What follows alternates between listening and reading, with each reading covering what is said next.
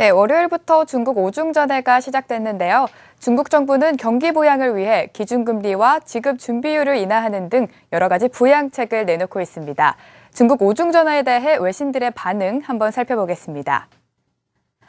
먼저 존 실비아 웰스파고 수석 이코노미스트는 최근 중국이 내놓은 경기 부양책에 대해 의구심을 제기했습니다. 중국 정부는 산업 중심을 제조업에서 서비스 산업으로 대체하고 있는데요. 최근 중국의 서비스업 성장세를 살펴보시면요. 1분기는 8%, 2분기는 8.5%, 그리고 3분기는 소폭 오른 8.6%를 기록했습니다.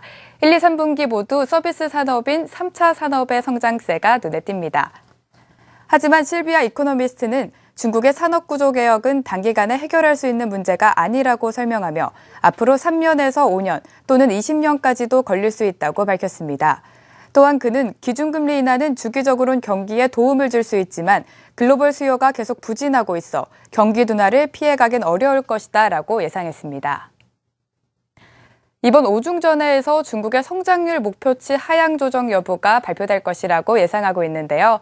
먼저 지웨이장 도이치뱅크 수석 이코노미스트는 중국이 3분기 성장률을 목표치였던 7%에 못 미친 것에 대해 예민하게 반응하고 있다고 밝혔습니다.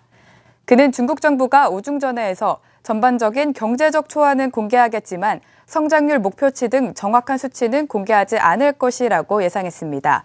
아마 3, 4개월 후에 정확한 예상치를 제외한 정보가 언론에 보도될 것이고 최종 목표 예상치는 내년 3월에 열리는 중국의 전국인민대표대회에서 공개할 것이다 라고 내다봤습니다.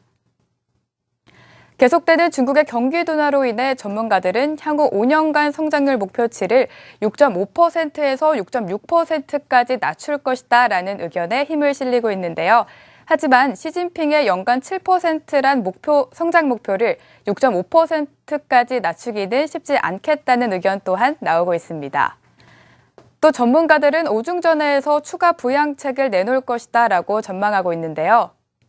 먼저 재정정책으로 묶어놨던 예산을 4분기에 한꺼번에 집행하는 방안과 투자 제한 완화 정책, 그리고 부동산 정책에 대해 검토될 것이라고 전망하고 있습니다.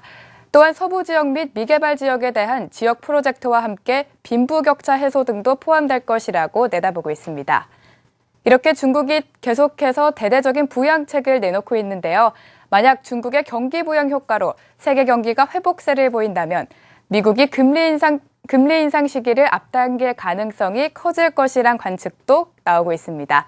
지금까지 중국 오중전해에 대한 외신들의 반응 살펴보았습니다.